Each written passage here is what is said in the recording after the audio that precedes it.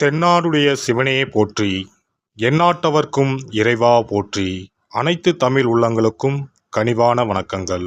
நாம் இந்த பதிவில் பெயர்ச்சி அடைய போகும் சுக்கிர பகவானால் உங்கள் வாழ்வில் ஏற்படக்கூடிய நற்பலன்கள் என்ன என்பதனையும், கெடுபலன்கள் ஏற்படுமாயின் அதன் தாக்கத்தை குறைக்க ராசிக்காரர்கள் செய்ய வேண்டிய பரிகாரம் என்ன, வழிபட வேண்டிய தெய்வம் யார் என்பதனை பற்றியும் விரிவாக காண்போம். இந்த சுக்கிர பெயர்ச்சியால் உங்கள் வாழ்வில் வளமும் நலமும் செல்வ செழிப்பும் பெற்று வாழ்வில் உயரிய நிலையை அடைய எல்லாம் வல்ல இறைவனை உளமாற வேண்டி விரும்பி கேட்டுக்கொள்கிறேன்.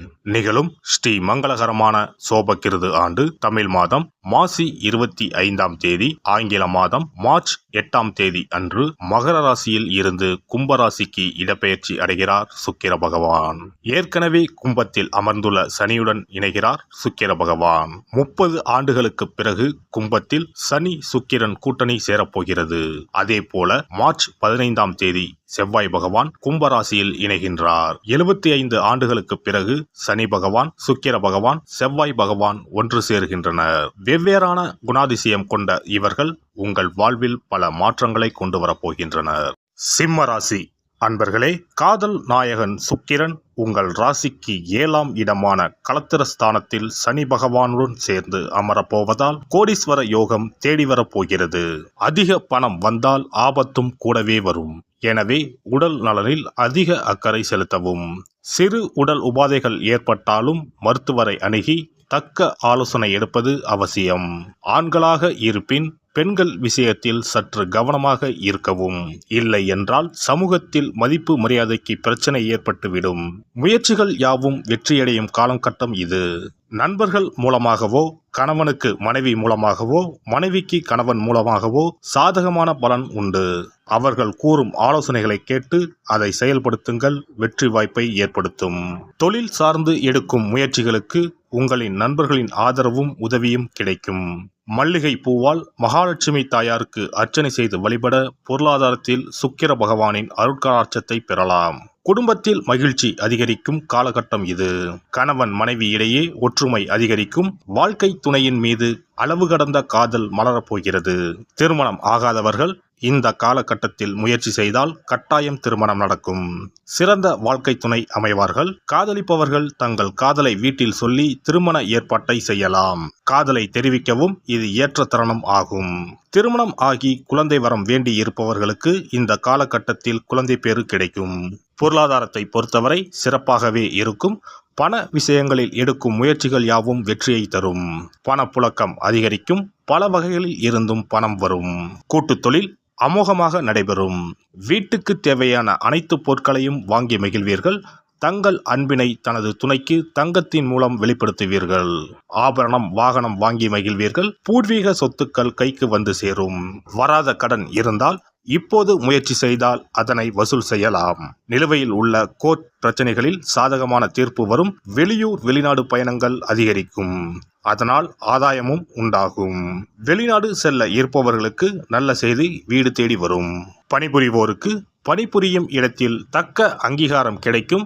மேல் அதிகாரிகள் உங்களுக்கு ஆதரவாக இருப்பார்கள். தட்டி பறிக்கப்பட்ட வாய்ப்புகள் தானே தேடி வரும். மாணவர்கள் படிப்பில் அதிகம் ஆர்வம் காட்டுவார்கள். விளையாட்டிலும் படிப்பிலும் முதல் தரத்தை எட்டி பிடிக்கும் வாய்ப்பு இப்போது உங்களுக்கு உள்ளது. நட்சத்திர பலன்கள். மகம் நட்சத்திரம். சக ஊழியர்களிடம் சகஜமாக பேசி பழகுவது நல்லது. பணவரத்து அதிகமாகும். எதிர்ப்புகள் நீங்கி எதிலும் உற்சாகம் உண்டாகும். மன மகிழ்ச்சிக்காக பணம் செலவு செய்ய தயங்க மாட்டீர்கள். நண்பர்கள் சேர்க்கையும் அவர்களால் உதவியும் கிடைக்கும். பூரம் நட்சத்திரம். தொழில் வியாபாரத்தில் கூடுதல் லாபம் கிடைக்க பெறுவீர்கள். வியாபாரம் தொடர்பான வெளியூர் பயணங்கள் சாதகமான பலன் தரும். உத்தியோகத்தில் இருப்பவர்களுக்கு வேண்டிய உதவிகள் மேல் அதிகாரிகள் மூலம் கிடைக்கும். பொறுப்புகள் கூடும். சிலருக்கு எதிர்பார்த்த பதவி உயர்வும் கிடைக்கக்கூடும்.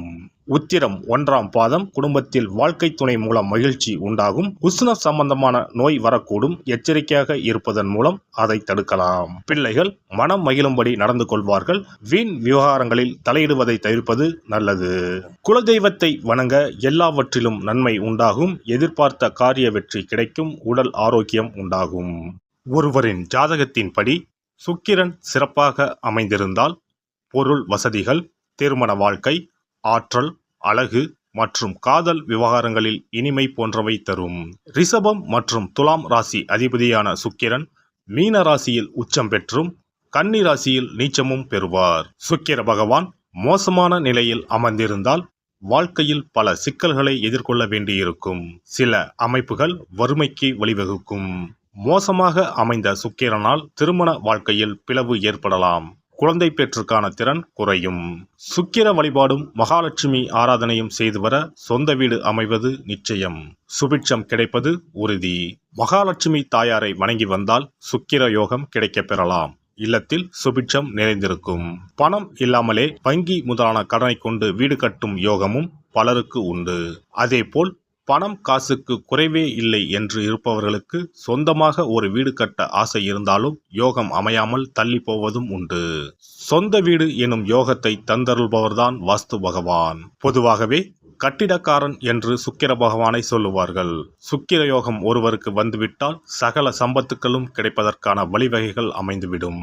சுக போகங்களுக்கு அதிபதியாக திகழ்பவர் சுக்கிர பகவான். வெள்ளிக்கிழமைகளிலும் ஞாயிற்றுக்கிழமைகளிலும் நவகிரகத்தில் உள்ள சுக்கிர பகவானுக்கு தீபமேற்றி 9 முறை நவகிரகத்தை வலம் வந்து வேண்டி வந்தால் சுகபோக வாழ்க்கையை தந்தருள்வார் சுக்கிர பகவான். ஒருவருடைய ஜாதகத்தில் சுக்கிர பகவான் உச்சமாக இருந்தால் இந்திரலோகத்துக்கு இணையான மிக பிரம்மாண்டமான வீடு அமையும் என்பது ஐதீகம். சுக்கிர பகவானையும் மகாலட்சுமி தாயாரையும் உரிய ஸ்லோகங்கள் சொல்லி தொடர்ந்து வேண்டி வந்தால் வீடுமனை யோகம் நிச்சயம் அமையும் என்கிறது சாஸ்திரம். வெள்ளிக்கிழமை என்பதை சுக்கிர வாரம் என்று சொல்லுவார்கள். வெள்ளிக்கிழமைகளில் காலையும் மாலையும் விளக்கேற்றி சுக்கிர ஸ்லோகம் சொல்லியும் ஸ்ரீ மகாலட்சுமி சோஸ்திரம் பாராயணம் செய்தும் வர வேண்டும். ஸ்ரீ கனகதாரா சோஸ்திரம் பாராயணம் சொல்லியும் மகாலட்சுமி அஷ்டோத்திரம் சொல்லியும் வேண்டிக் கொள்ளலாம். அருகில் உள்ள ஆலயத்திற்கு சென்று நவகிரகத்தில் உள்ள சுக்கிர பகவானை மனதார வேண்டிக் கொண்டு 9 முறை சுற்றி வந்து பிரார்த்தனைகள் மேற்கொள்ள வேண்டும். அதேபோல் பெருமாள் கோவிலுக்கு சென்று மகாலட்சுமி தாயாருக்கு வெண்மை நிற மலர்கள் சார்த்தி லட்சுமி அஷ்டோத்திரம் கனகதாரா சோஸ்திரமும் ஜபித்து பிரார்த்தனைகளை தாயாரிடம் வைத்து வேண்டி வழிபட வேண்டும். வேண்டியதையெல்லாம் தருவார் தாயார். மகாலட்சுமி தாயாரை வணங்கி வந்தால் சுக்கிர யோகம் கிடைக்கப் பெறலாம். இல்லத்தில் சுபிட்சம் நிறைந்திருக்கும். புது வீடு பால் காய்ச்சும் யோகமும் உண்டாகும். ஜாதகத்தில் சுக்கிரன் வலுவாக இல்லையெனில் வெள்ளிக்கிழமைகளில் சுக்கிர பகவானுக்கு மிகவும் விருப்பமான வெள்ளை அல்லது இளஞ்சிகப்பு ஆடைகளை அணிய வேண்டும். இதனால் சுக்கிரனின் தீங்கு புலன் குறையும்.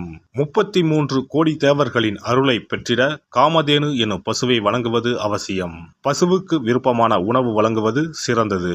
வெள்ளிக்கிழமைகளில் வெள்ளை பசுவுக்கு உணவளிப்பதால் சுக்கிர பகவானின் அருட்கடாட்சத்தை பெறலாம். பசுவுக்கு உணவளித்து வருவதால் சுக்கிரனின் பலம் அதிகரிக்க தொடங்கும்.